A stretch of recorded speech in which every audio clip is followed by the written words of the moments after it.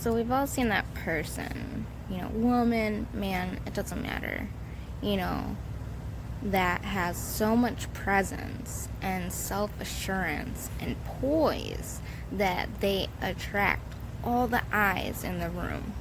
And at certain points of my life, I have felt like this. The way I interacted with everyone and everything in the space, and I'd feel confident and collected and just radiant. And it's, like now the French would call this the je ne sais quoi. That I don't know what it is, but it's something.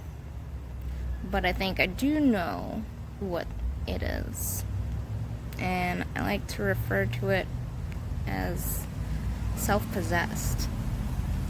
It's like those times when you dress up all cute, or you put on your favorite heels, and you just have this air of confidence and, just a little hint of mystery to you. There's certain women that can walk down the street or into a room and just command admiration and respect. And now, regardless of what you may think, it's not so much her looks or her wardrobe. And, yeah, sure, she has a presence, but there's something deeper and much more alluring going on. You see, everything is about energy. And when you're vibrating at a certain level, we feel it.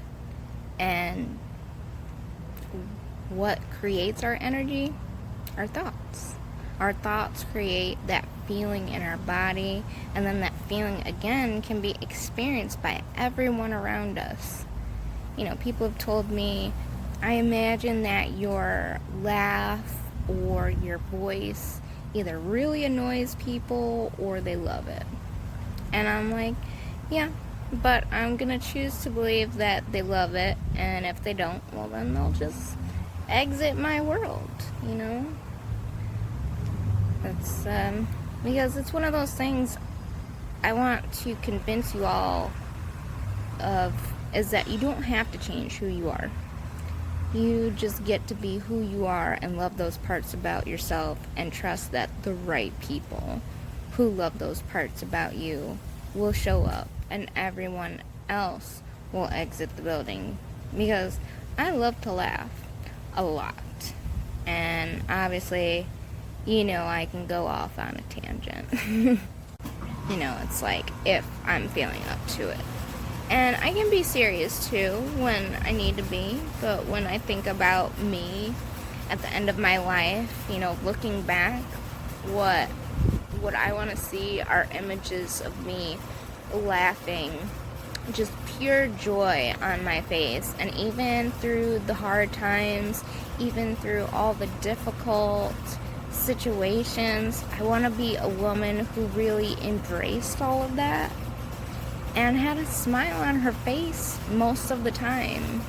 And not a fake smile, but like a true, deep inside, loving life kind of smile. So yeah, I try to laugh a lot. And after years of trying to morph myself into being someone that I thought people would, wanted me to be, I'm just like, I just want to be me.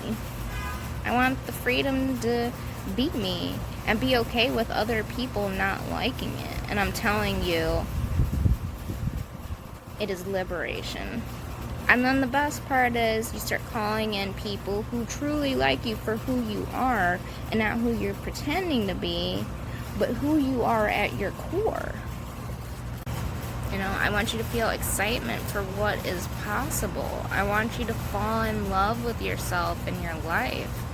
And I want you to stop putting off your life until the one day when, and start embracing today, because there's so much magic and opportunity and possibility that exists in this very moment.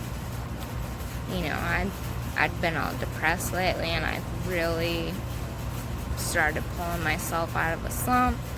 See, I'm getting there.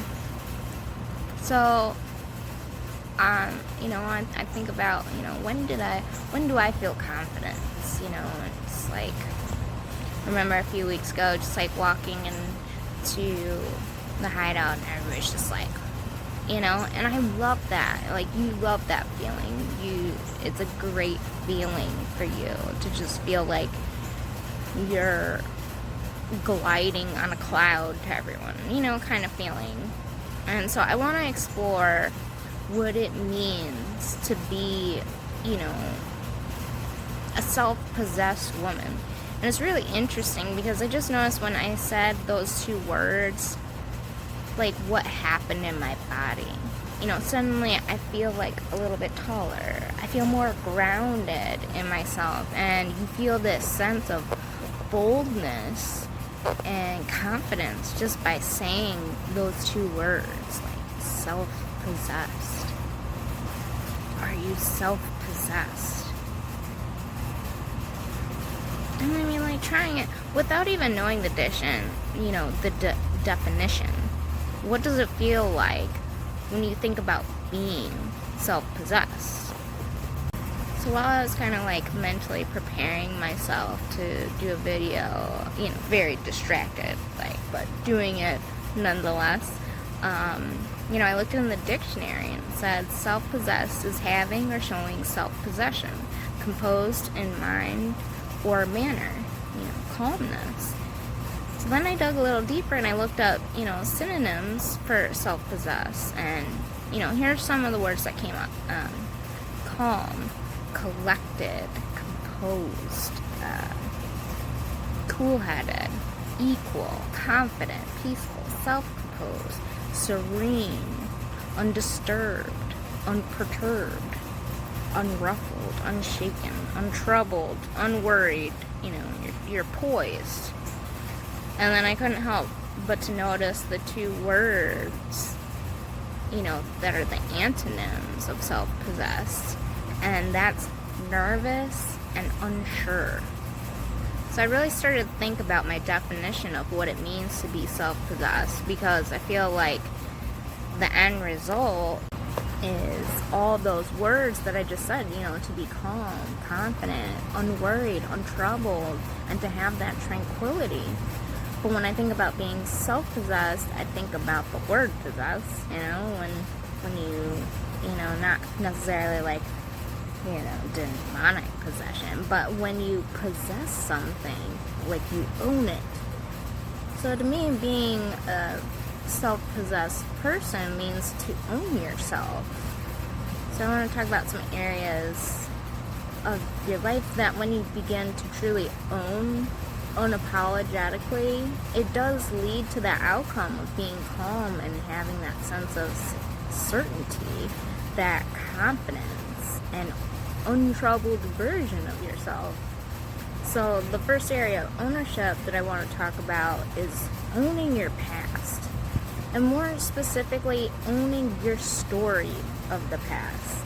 This is the one that I can speak to with a lot of experience, because I, like a lot of people, I've had shame around my past. And so what happened is that I was always hiding parts of myself. I would go out into public and I just couldn't stand in the fullness of my story because it was so negative. It felt so disempowering.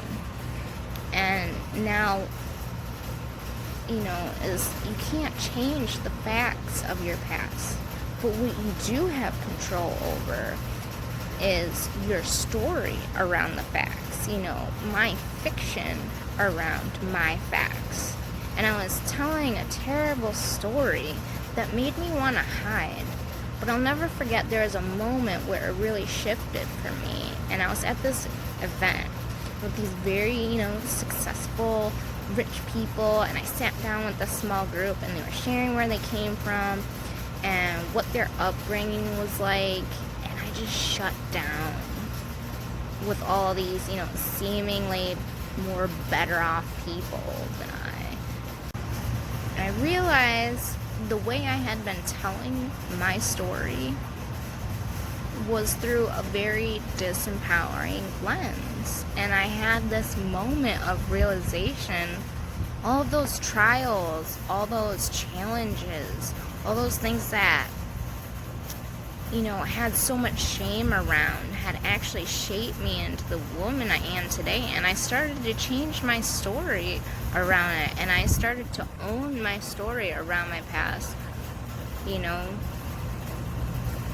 How you survive, you overcome, you triumph, your victory. And so I want you to think about your past and what is the story you have around it, realizing you can't change the facts, but you can absolutely change your story. And I want you to own that story. Take 100% responsibility for it and tell your story in a way that empowers you, that excites you, and that sets you up for an incredible future. And when I started doing this, it really changed everything. And I realized the beauty in my upbringing. I realized all the lessons I had learned that had shaped me and made me who I am today. And when I realized that life is so much more fun when you're not hiding your past. I'm just always out there now. You can't change what happened in your past. But when you start telling yourself a different story about it, you start to own it instead of it owning you.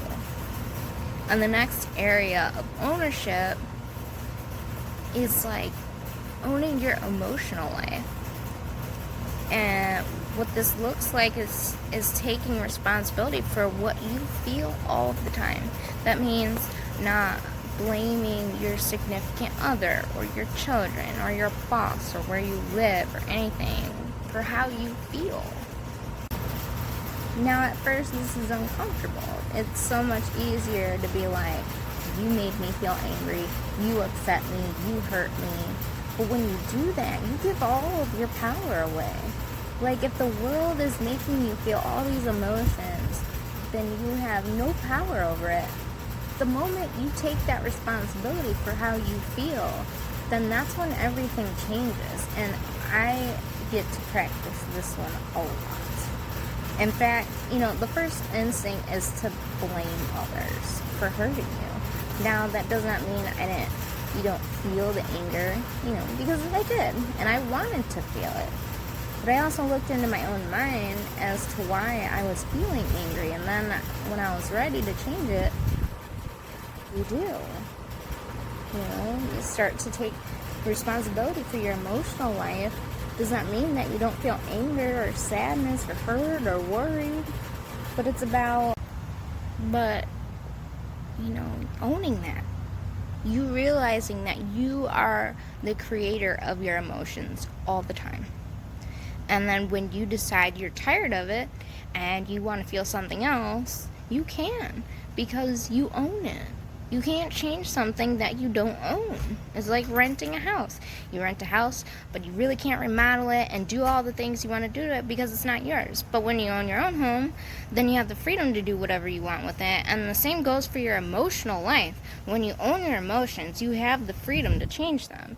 But as long as you think the landlord is creating how you feel, then you have no power over it.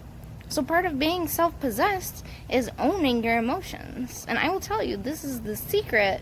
It's changed everything for me. I'm happier, I'm more at peace because I know I get to create that for myself.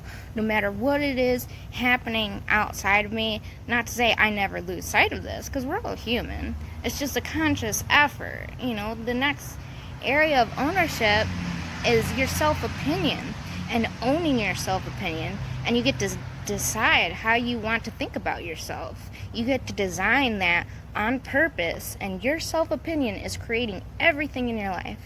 If you think that you're lazy, you'll create evidence for laziness. If you think you're shy, you'll create evidence that you're shy. If you think you're not good enough, you'll create that. But equally, when you own your self-opinion and know that you're the creator of it, you can begin to create self-opinions to drive new actions, new behaviors, new habits. Now, a lot of people's self-opinion is based on what they think other people's opinion of them are, or is based on evidence of the past, like how others think I'm just a crazy person. But I tell myself, do you want to continue having that self-opinion, or do you want to create an opinion of you being a woman that understands things deeper than others? Then go out there and create new evidence for that, because you can do that as well. And I try to be mindful of my self-opinion, and I want to create it on purpose.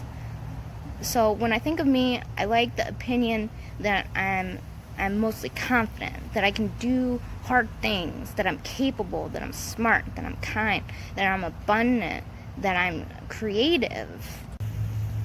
So these are self-opinions that I have created in my mind that then I go out there and create more evidence for. And to me, that's part of being self-possessed. You decide on purpose what you want your opinion to be, and then you go out there and you live it. So what is your self-opinion? Is it something that you created on purpose, or are you living by the opinions of other people around you? You get to decide. I think this is like the best news ever. You get to decide what you think of yourself. Because sometimes other people's opinions just plain suck. Especially, like my family. They are the first to tear me down. It's like, I don't like their opinion, and I don't think it's true. And I want your decision to be one that's empowering, that's going to drive the actions that you want to take in the world. So part of that is owning your own opinion. And the next area is your desires. You own your desires, you own them unapologetically. Now, so in my opinion, that so many of us struggle with them, and I have struggled with this as well, and it creates what I call split energy.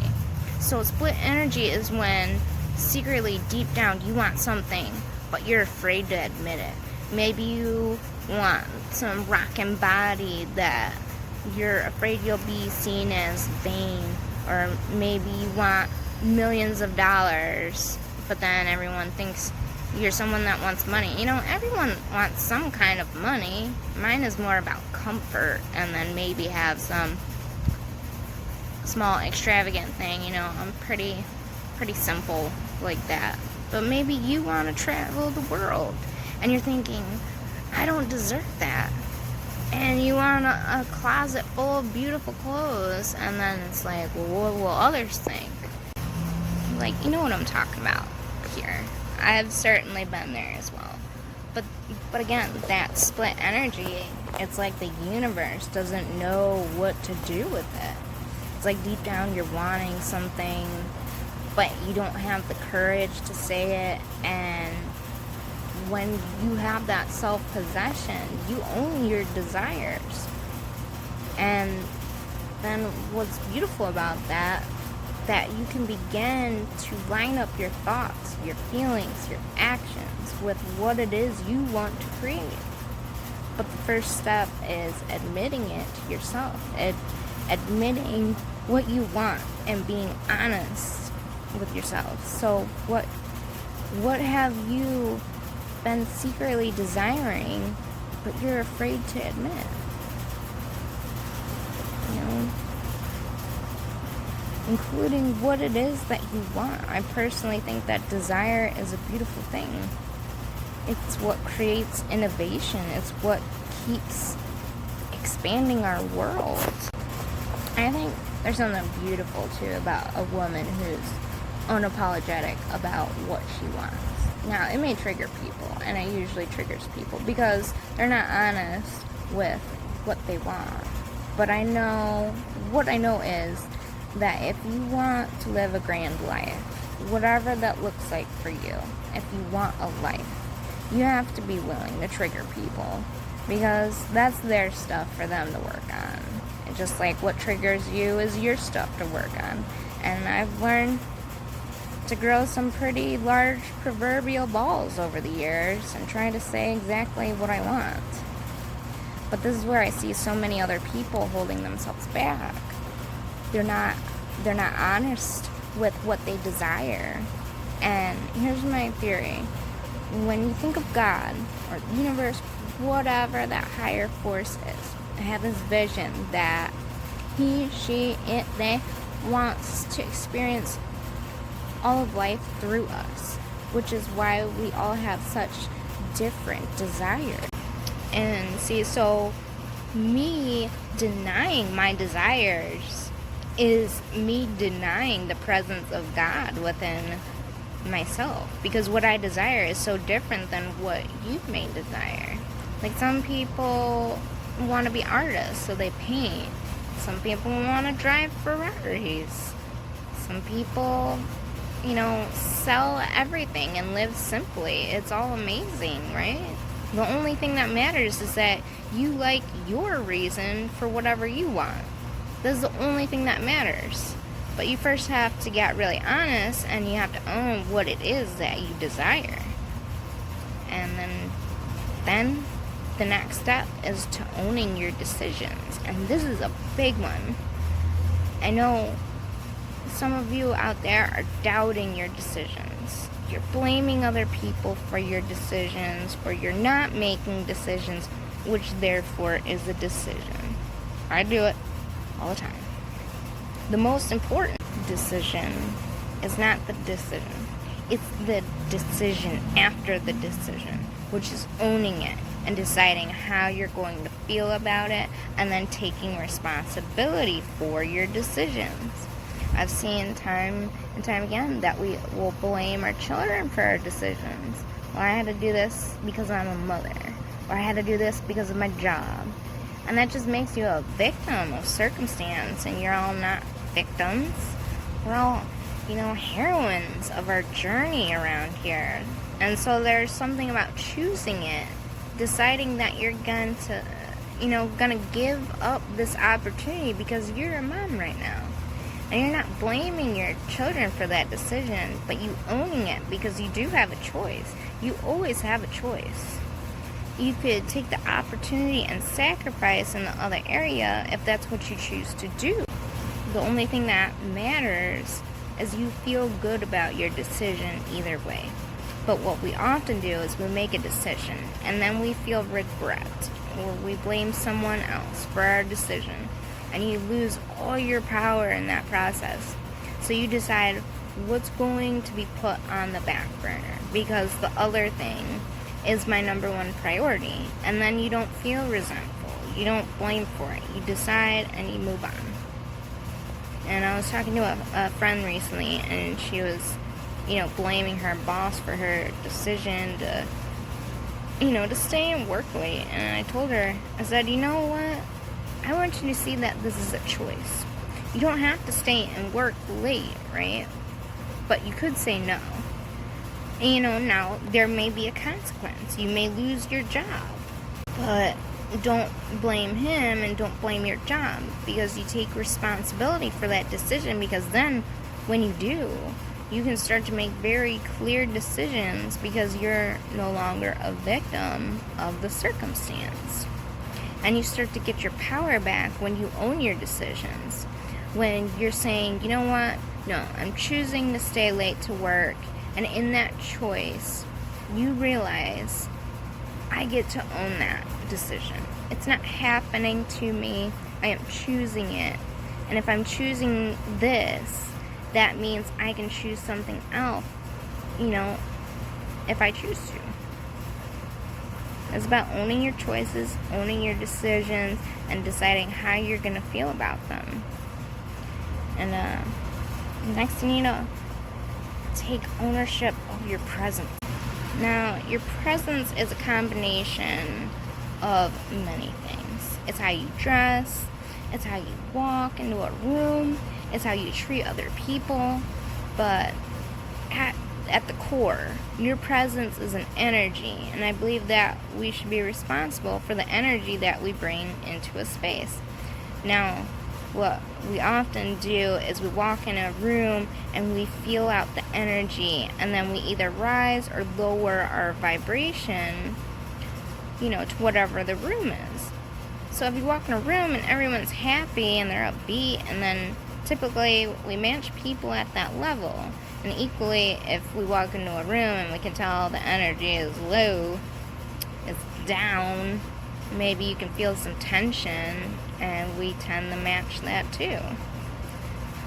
But here's the best news, is you get to be very deliberate with your energy that you bring into a space. And I'm always thinking about, before I walk into a space, what is the energy that I want to bring? Now, if I'm walking into a funeral, I'm not wanting to bring in this like happy, go lucky, life is great kind of energy. Even though I do want to have a sense of celebration of life, I also want to respect what's happening. But here's the thing, I'm responsible for it. I don't want to be one of those women that are just like a chameleon, and I'm just looking around for the world to tell me how I should be and what my energy level should be. And a lot of people, I've noticed that lately, do that to me. And they're like, I come in and it's like really down and I'm really up. They're like, why are you so happy? Like, the fuck? And it's like, I can shoot glitter out of my, butt if I want to, kind of thing. I just want to be intentional and deliberate with the energy that I bring in. But I've also been quite sloppy with my energy. It's almost like just spewing all your stuff all over the world. And I've been there, obviously. And to me, it's a great example.